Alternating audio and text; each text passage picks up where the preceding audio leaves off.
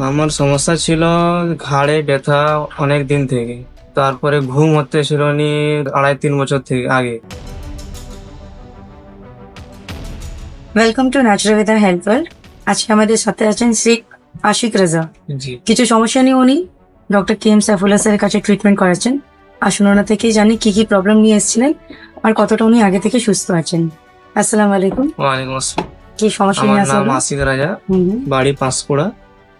আমার সমস্যা ছিল ঘাড়ে ব্যথা অনেক দিন থেকে। কতদিন ধরে? মোটামুটি 1-1.5 বছর থেকে ঘাড়ে ব্যথা। কোথাও চোট লেগেছিল না হঠাৎ করে? না, হঠাৎ এমনি। তারপরে ঘুম হতে ছিল নি 2.5-3 বছর আচ্ছা আগে থেকে। তো আমি অনেক ওষুধ খেয়েছি, অ্যালোপ্যাথিও খেয়েছি, হোমিওপ্যাথিও খেয়েছি। আচ্ছা তো কোথাও কোনো রেজাল্ট পাইনি। আচ্ছা। তো এসে সার্চ করলাম গুগলে আয়ুর্বেদিকের। তো জানতে পারলাম কি পাক সার্কিস ডক্টর কে এম সাইফুল্লাহ। তো ওনার কাছে ভিজিট করার জন্য আমরা আসছিলাম, 2বার হয়ে গেছে এ নিয়ে। তো দুবার যে ভিজিট করলেন, হুম, মোট আপনার 80 দিন ওষুধ খাওয়া হলো। জি। তো তাতে এখন কেমন মনে হচ্ছে?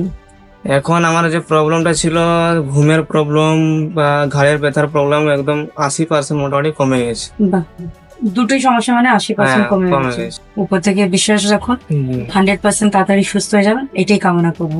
ঠিক আছে। Thank you.